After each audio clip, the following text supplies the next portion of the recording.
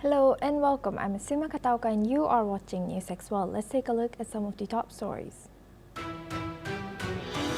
President Donald Trump has urged Israel to stop bombing Gaza, stating that Hamas is ready for peace and has accepted key elements of his plan, including ceasefire, Israeli withdrawal, hostage exchanges, and reconstruction aid, according to media reports, while Trump has warned of consequences if Hamas has rejected the proposal.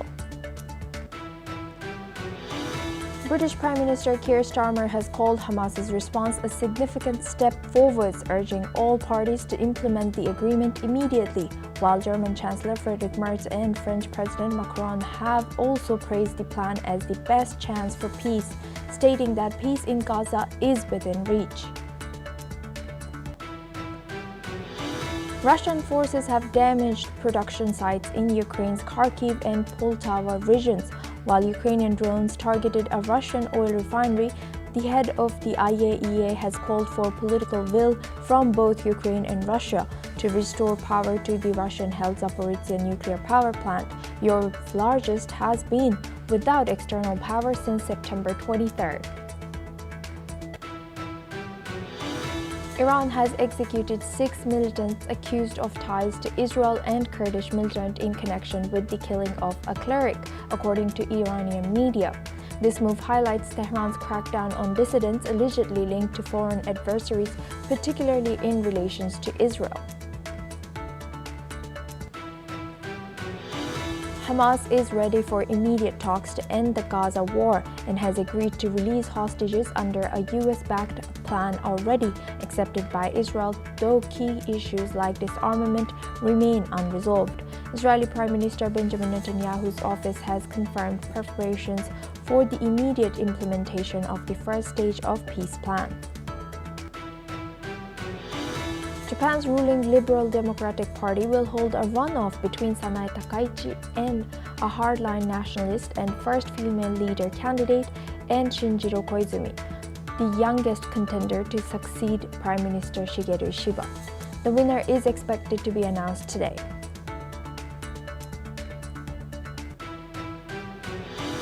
Munich airport was shut down for the second consecutive day due to drone sightings affecting over 6,500 passengers and causing flight cancellations as well as delays. German Interior Minister Alexander Dobrindt is urging urgent national and EU-level action as authorities investigate possible security breaches amid broader European drone disruptions.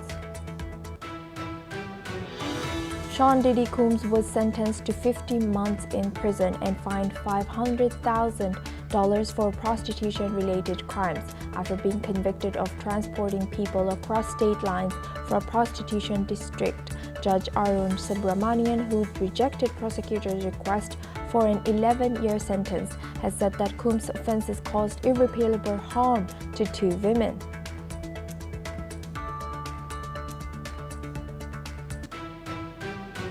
Now we move on. Despite American President Donald Trump's warnings to stop bombing Gaza, fresh explosions have been reported from the Palestinian territory today.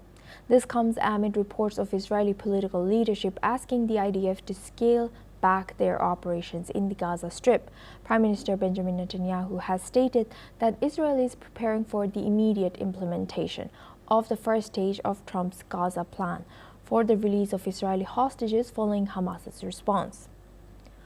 A senior Hamas spokesperson, Musa Abu Marzouk, has stated that in a televised interview that the Palestinian people will never accept anyone who is not Palestinian as a governor, and that there will be no need for an armed Hamas if there is no occupation of Palestinian lands.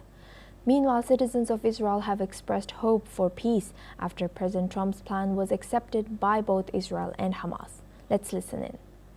I think it's a really good sign of the whole situation. The deal that Trump and Netanyahu they are preparing for Hamas, they are making for Hamas, it's a good deal. It's make everything, it's changed the whole game, and I hope they will actually do what they say, and hopefully they will release all the hostages back.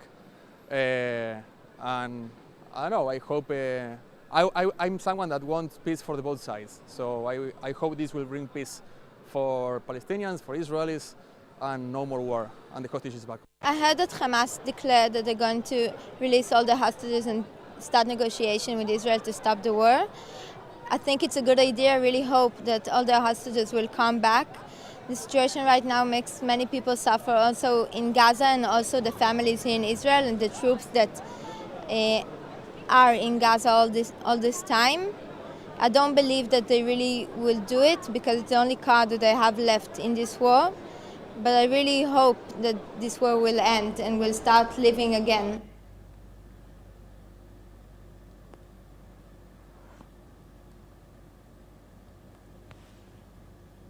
Despite American President Donald Trump's warning to stop bombing Gaza, fresh explosions have been reported from the Palestinian territory today.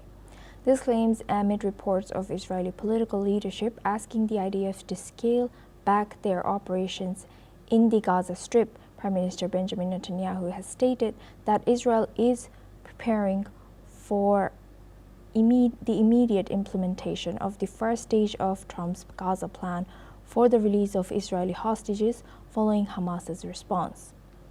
A senior Hamas spokesperson, Musa Abu Marzouk, has stated in a televised interview that the Palestinian people will never accept anyone who is not Palestinian as a governor, and there will be no need for an armed Hamas if there is no occupation of Palestinian lands. Meanwhile, citizens of Israel have expressed hope for peace after Trump's plan was accepted by both Israel and Hamas. Let's listen in.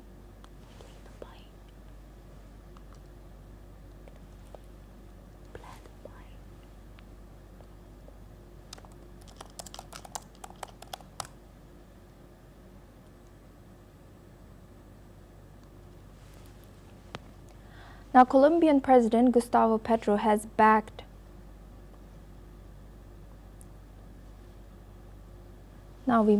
Colombian President Gustavo Petro has backed U.S. President Donald Trump's plan for peace in Gaza, saying that if America sends its troops, Colombia will also send its troops to fight for Palestinians alongside America. Let's listen in.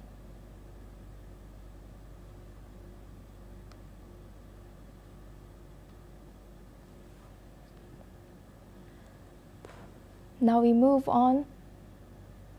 The United States has conducted a strike on a vessel off the coast of Venezuela, killing 4 people, according to Defense Secretary Pete Hegseth. The boat was allegedly carrying large quantities of narcotics, which Hegseth has claimed were headed to America, and the victims were labeled as narco-terrorists. This strike is the latest in a series of U.S. military actions against suspected drug traffickers in the Caribbean, marking President Trump's use of the military in new and legally contentious ways. Venezuelan President Nicolas Maduro has condemned the action, calling it armed aggression aimed at imposing regime change and stealing the country's resources. Let's listen into what he has said. Y el pueblo de Estados Unidos está muy consciente que lo que se pretende contra Venezuela es una agresión armada para imponer un cambio de régimen, para imponer gobiernos títeres y para robarle el petróleo, el gas, el oro y todos los recursos naturales. Venezuela tiene derecho a la paz, a la soberanía, a su existencia. Y no habrá imperio de este mundo que se lo arrebate, que se lo quite. The United States conducted a strike on a vessel off the coast of Venezuela, killing 4 people, according to Defense Secretary Pete Hegseth. The boat was allegedly carrying large quantities of narcotics, which Hegseth claimed were headed to America, and the victims were labeled narco-terrorists. This strike is the latest in a series of U.S. military actions against suspected drug traffickers in the Caribbean, marking President Trump's use of the military in new and legally contentious ways. Venezuelan President Nicolas Maduro has condemned the action, calling it an armed aggression aimed at imposing regime change and stealing the country's resources. Let's listen into what he has said.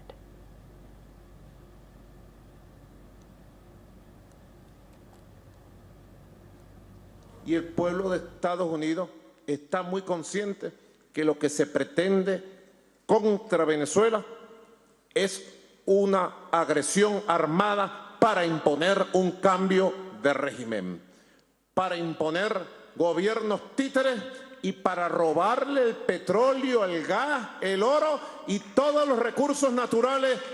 Venezuela tiene derecho a la paz, a la soberanía, a su existencia.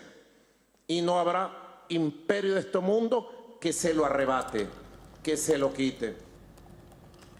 Now, Colombian President Gustavo Petro also denounced the strike, stating there were no narcotics on that boat and labeling the attack as murder, violating international principles of proportionality. Listen in. Tiraron un misil sobre una lancha. Aquí las fuerzas, todas, la naval fundamentalmente, sabe cómo incautar la cocaína que va en esas lanchas sin matar a ninguna persona. No son asesinos, son expertos en la incautación. En el mar, con esas mismas lanchas. Ahí no van narcotraficantes, todos aquí lo sabemos. Now, U.S. military presence in the southern Caribbean has intensified with warships, aircraft, and a nuclear-powered submarine deployed, as Trump designates drug cartels as unlawful combatants in a non-international armed conflict. Now, for this discussion, we are joined by Professor Rohan Gunaratna. He's an international affairs expert, joins us live from Singapore. Thank you very much, Professor, for joining us again. Good to see you. Now, what was the reason given by Defense Secretary for the U.S. military strike off of the coast of Venezuela? Asuma, we have seen a dispute over a long period of time between Venezuela and the Trump administration, and this dispute has escalated in the recent months, where there has been American strikes against boats from Venezuela to the United States. The Americans have stated that these boats are transporting drugs and that those boats that are carrying narcotics are being targeted. But of course, we must all understand that there's a wider dispute between these two countries because ideologically they are not aligned. Venezuela is a very left-wing country, and under Trump, the administration is very right-wing. So what is important is the larger dispute be resolved and they move into a phase of joint training, joint exercises, and joint operations, because neither country wants drugs to move from Venezuela to the United States. But the bigger dispute between these two countries must be resolved so that there will be a common understanding to address this common threat. And how do you think, so we've seen, yes, they have to reach a common agreement, but how do you think this will be reached, or what is next moving forward? As we've seen, Venezuelan president responded to the U.S. strike on the vessel. The Venezuelan government and the political leadership believe that the United States is trying to destabilize Venezuela, and they are of the view that Trump is orchestrating a regime change in Venezuela. Certainly, the Venezuelan government is not a friend of the United States. But at the same time, we must understand that this attack is specifically, according to the US information, is against a vessel carrying narcotics. So what is important is that there must be some kind of cooperation and collaboration, partnership when it comes to security between these two states.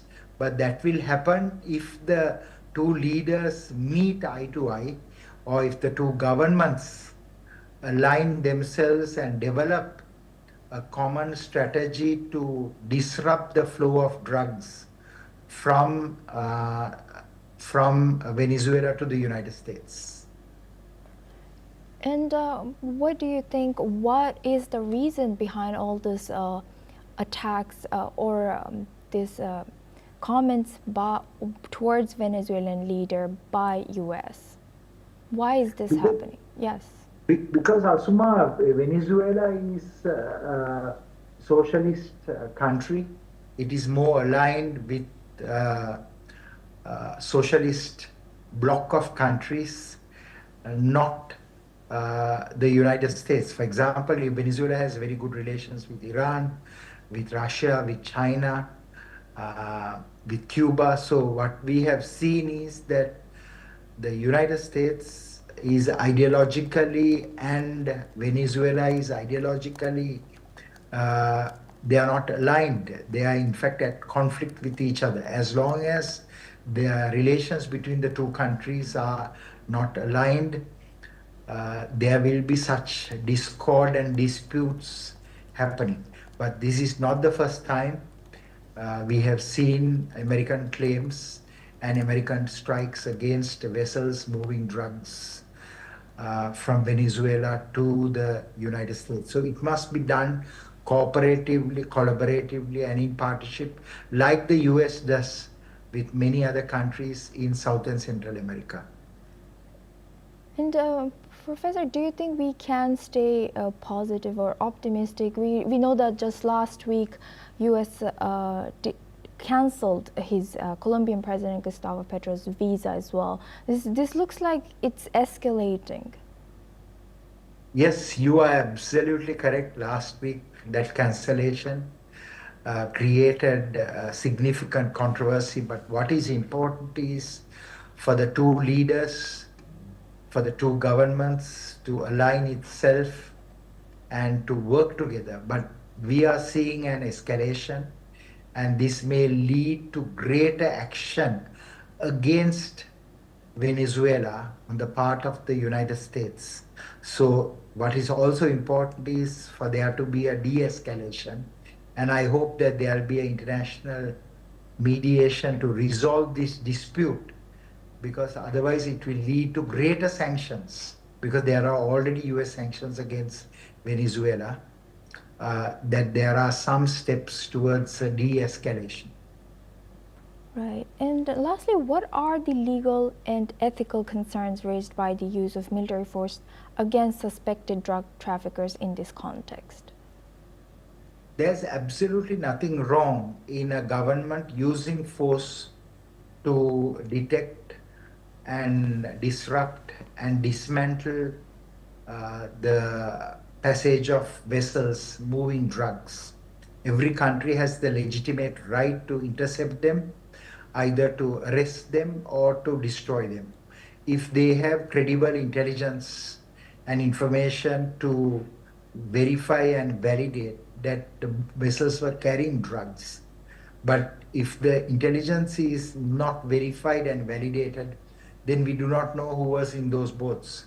But I believe that the United States have developed credible intelligence that these vessels were carrying drugs. But in this circumstance, because the two countries are at dispute, it is better for another party to be involved to verify and validate exactly what is happening, and eventually to build a good relationship, a friendship between these two countries. Right. With that, I would like to thank Professor Rohan Gunaratna for joining us and sharing that insight. Please stay with us as we come back to you for our discussions. Now we move on. Salvadorian journalist Mario Guevara, known for his live coverage of U.S. immigration raids, has been deported to El Salvador by U.S. authorities. Guevara was arrested during a No Kings protest in Atlanta, held in federal custody for over 3 months, and ultimately had his work permit revoked. Despite fighting his case through the immigration system, Guevara was forcibly removed from the country on October 3rd. Speaking after his deportation, he has expressed that he once trusted the U.S. justice system. Let's listen in. Yo tenía la esperanza, confiaba en el sistema de justicia de Estados Unidos, porque siempre había sido justo para mí. Yo confiaba en que Estados Unidos, ¿verdad? Uno de sus eslogans en la oración a la bandera es libertad y justicia para todos. Eso ya no existe. La libertad y justicia solo es para los ciudadanos estadounidenses. Periodistas que son ciudadanos estadounidenses pueden ejercer el trabajo. Periodistas como yo, que era un inmigrante con permiso de trabajo. Guevara spent almost 4 months in detention and said he suffered psychological trauma. Let's listen into what he has said. Y para mí ha sido una tortura emocional, les digo, porque yo no quería regresar a mi país así. Yo quería regresar de otra manera. Mi residencia estaba a punto de llegar, en algunos meses iba a llegar mi green card, y en lugar de eso, pues ahora estoy aquí, ¿verdad? En calidad de deportado. Now we move on. Youth-led protests demanding reforms to public health care and education continue in Morocco's capital, Rabat, for the 7th day.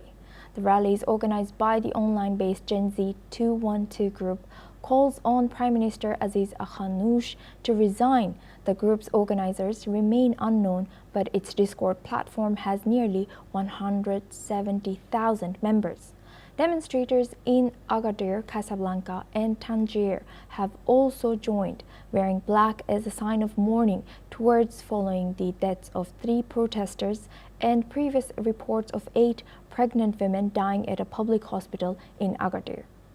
Gen Z 212 has urged participants to remain peaceful and reject violence for damage to property. Protesters have spoken out against corruption and demanded education and healthcare reforms. The European Union has called for calm, stressing the importance of youth participation in public life. Let's listen in. الاحزاب كلهم بغاو يركبوا على هذه الموجه ديال الشباب، كلشي بغى هاد الشباب يستقطبوا، لا من الاحزاب ديال المعارضه لا من الاحزاب ديال الاغلبيه، كلشي بغى هاد الشباب هادو، ولكن حنا كنقولوا باننا ما كنتميو حتى شي حزب من هاد الاحزاب. واضحه، مطالب عادله ومشروعه، واش فهمتي؟ ما كنطالبوش بشي حاجه اللي كبيره، ولا كنطالبوا بالصحه، التعليم، الشغل، على الاقل يلقاو لهم فرصه ديال الاستاج. راه كاين طالب هنايا اللي عنده ماستر دكتوراه عنده اجازه ما كيلقاش حتى فرصه ديال انه يدوز. اللي مات المخزن هو اللي مسؤول على القتل ديالو، المخزن هو اللي كيحاول يشوه سلميه الحراك ديال الشباب. المطالب ديالنا هي نفسها، المطالب الصحه، التعليم والشغل. Now we move on. Munich Airport has experienced disruptions once again after drone sightings for the second time in less than 24 hours. Both runways were closed on Friday evening, leading to cancelled flights and police helicopters monitoring the area. The airport had already been closed late Thursday night, following similar unconfirmed drone sightings affecting dozens of flights. German air traffic control has said that operations were suspended as a precaution until further notice. Passengers on cancelled flights were informed that takeoff and landing runways were blocked due to drone activity. Recent weeks have seen European aviation chaos following drone sightings, with some authorities suggesting a possible connection to Russia, which Kremlin denies. German Interior Minister Alexander Dobrindt has promised new legislation to make it easier for police to authorize the military to shoot down drones.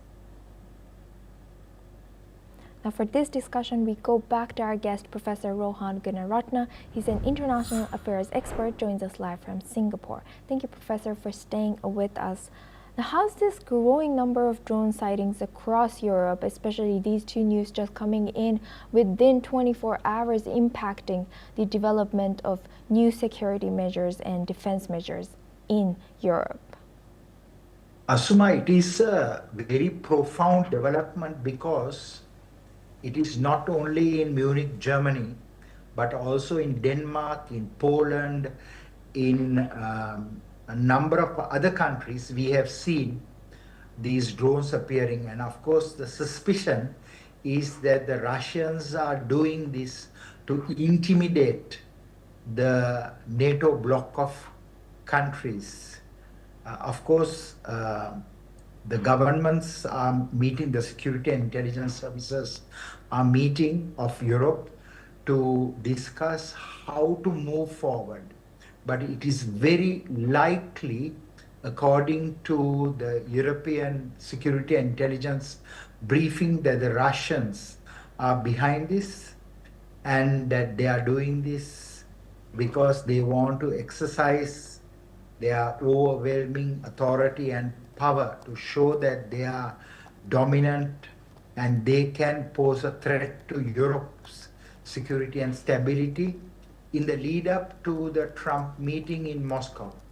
So I personally believe that this challenge will have to be handled very carefully by Europe so that it will not lead to an escalation of conflict between Europe and Russia. Yes, and looking back at this, how can European countries collaborate to create standardized regulations and response protocols for drone-related disruptions? Firstly, these drone presence have disrupted their aviation, the regular aviation travel. So they need to develop a system where they develop certain protocols where they are able to maintain the aviation without disruption. But this is something very difficult for them to do, but it is something they have to do. But of course, the bigger picture is that Europe must normalize its relations with Russia. Most recently, we have seen a threat to Russia, according to the Russians, according to President Putin, that is the Americans giving Tomahawk missiles to the Ukrainians. But also other European countries are arming Ukraine in a very significant way. So until and unless this bigger dispute between Europe, between Ukraine and Russia is resolved, I believe that these drone incursions and disruption to aviation will take place throughout Europe. Of course, this will not be tolerated by some European countries. A few countries will tolerate it. So I believe that there may be also some kind of retaliation on the part of the European nations. Yes, Professor, I agree with you. It seems like this is not the first and not the last such incident that we are hearing coming in from Europe. So looking at Europe, given the slower pace of defense decision making in democratic countries there compared to other regimes, how can Europe accelerate its defense investments and cooperation without compromising their values for democratic governance? Europe is building a very strong military capability. At some point, they may even become independent of the US military assistance, because the European military industry has started to ramp up and they are developing their capabilities to confront Russia. And whether we like it or not, the current set of events, such as the Russian invasion of Ukraine, Russian interference and interventions in other countries, Russian not only overt operations but covert operations have increased very significantly, including espionage. So what we are seeing is that Europe and Russia is heading towards a confrontation. And to prevent this, it is so important for President Putin and President Trump to meet, because both these leaders have built a good relationship. The Alaska meeting did very well, and I hope that the Moscow meeting will pave the way for a de-escalation and for restoration of ties. Between these two blocks of countries, the Russians and the Europeans and the Americans, there should be cooperation and collaboration and partnership, not confrontation and conflict. Yes, indeed. And Thank you very much, Professor Rohan Gunaratna, for joining us and sharing that insight throughout our news. Thank you very much. Now we move on and we stay in Asia. North Korea commemorated its National Foundation Day, honoring the legendary founding of the first Korean kingdom by King Tangun over 4,000 years ago. Officials and citizens gathered at the mausoleum of King Tangun in Pyongyang, taking part in traditional rituals to celebrate the nation's ancient origins. The holiday, also observed in South Korea, marks the legendary beginnings of the Korean people and remains a significant cultural event in the peninsula. Now, this is all we have time for. We will continue to bring you more news updates from around the world.